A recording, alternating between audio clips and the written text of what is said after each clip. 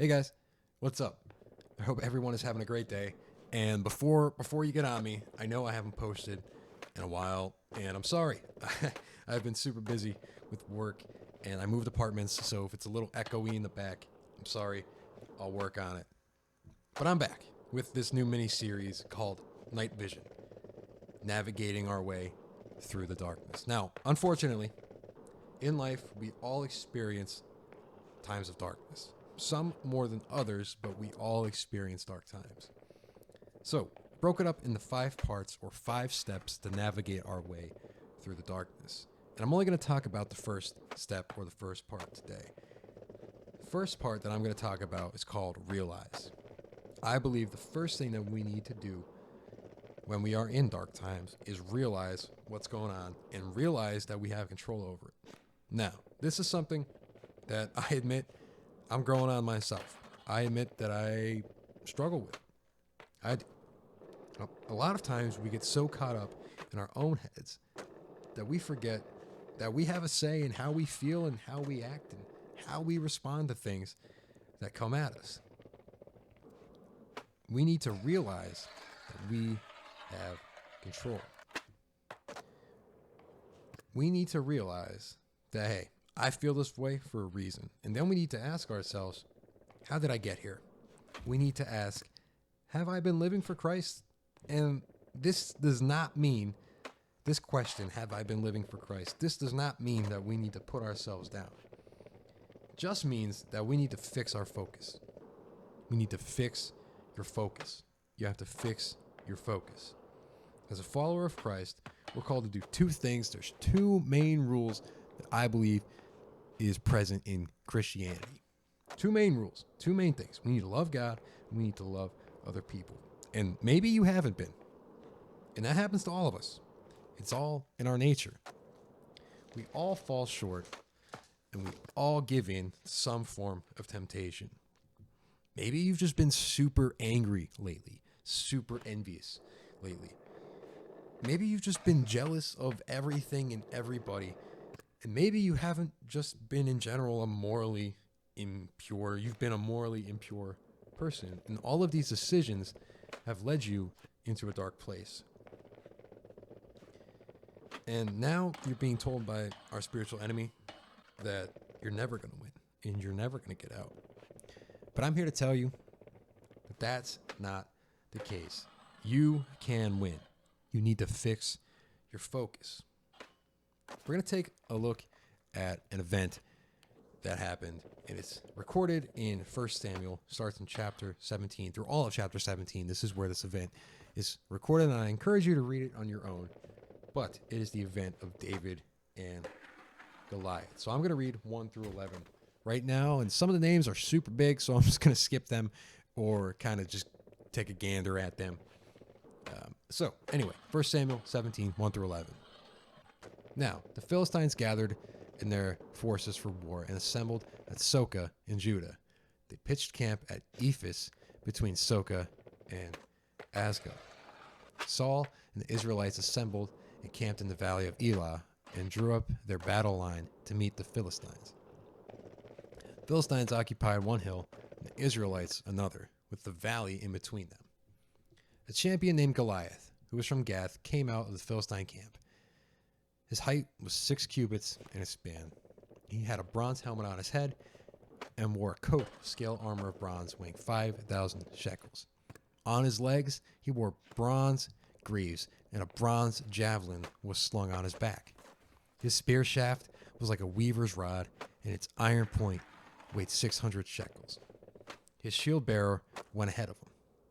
Goliath stood and shouted at the ranks of Israel, "Why do you come out and line up for battle? Am I not a Philistine, and are you not the servants of Saul? Choose a man, have him come down to me. If he is able to fight and kill me, we will become your subjects. But if I overcome him and kill him, you will become our subjects and serve us." The Philistines said, "This day I defy the armies of Israel. Give me a man and let us fight each other." On hearing this, the Philistines' words, Saul and the Israelites were dismayed and terrified. So, here's Goliath. 6 cubits tall, or estimated about 9 feet. And he has armor that weighs about 5,000 shekels, or 125 pounds, plus 15 more pounds of armor on his back. Goliath is a unit. Goliath is an absolute freaking unit. This man is yoked. Monster of a man. Now, let's meet the next person in this event, and his name is David. Now, David was the son of an Ephraite man named Jesse, who was from Bethlehem in Judah. Jesse had 8 sons, and in Saul's time, very old. Jesse's 3 oldest sons followed Saul to war. David was the youngest. The 3 oldest followed Saul, but David went back and forth from Saul to tend his father's sheep at Bethlehem. For 40 days, the Philistine came out every morning and evening and took his stand, basically calling them out. Every morning and every evening for 40 days, he called them out. Now, I'm going to summarize this next couple parts because it kind of gets a little crazy. Basically, Jesse, or the dad, David's dad, says to David, hey, here's some grain, here's some bread. I want you to go to the camp. I want you to feed your brothers, give them some food, give me some feedback as to what's going on. So, early in the morning, David left the flock and loaded up, set out as his father directed. He reached the camp as the army was going out into battle positions, shouting the war cry. Israel and the Philistines were drawing up for their lines facing each other. David left his things and his supplies and ran into the battle lines, and he asked his brothers how they were. As he was talking to them, Goliath, the Philistine champion, came from Gath, came out of the lines, and shouted his usual defiance, and David heard it. Whenever the Israelites saw the man, they all fled from great fear. And they're all saying, do you see how this man keeps coming out? He comes out to defy Israel. The king will give great wealth to the man who kills him. Also give his daughter in marriage, and will exempt his family from taxes in Israel. David asked the men standing near him, what will be done for the man who kills the Philistine and removes disgrace from Israel? And who is this Philistine that he should defy the armies of God? They repeated what they have been saying. Then David's oldest brother heard him speaking with them, and he burned with anger at him and asked, why have you come down here? And with whom did you leave the few sheep in the wilderness? I know how conceited you are and how wicked your heart is. You came down only to watch the battle. His older brother calls him out like, hey man, what are you doing here? You left your job just so you can come and watch? Like, what's wrong with you? So, then David goes up to Saul. And he says, let no one lose heart on account of this Philistine. Your servant will go and fight him. And Saul said, you are not able to go out against this Philistine and fight him. You are only a young man. And he has been a warrior from his youth. But David said to Saul, your servant has been keeping his father's sheep. When a lion or a bear came and carried off a sheep from the flock, I went after it, struck it, and rescued the sheep from its mouth. When it turned on me, I seized it by its hair, struck it, and killed it. Your servant has killed both the lion and the bear. This Philistine will be like one of them, because he has defied the armies of the living God. The Lord who rescued me from the paw of the lion and the paw of the bear will rescue me from the hand of this Philistine. And Saul said to David, go, and the Lord be with you. So, let's set the stage here. Let's just kind of recoup, see what's going on. We have the Philistine army that's trying to conquer Israel. And they're in a lock. They're both at opposite sides of the valley. And every day for 40 days, twice a day, the Philistines send out this huge man calling out to them, hey, 1v1 me, bro. That's what he's saying. He's saying, I'm the strongest. Send your strongest. Let's just duke it out. Winner take all.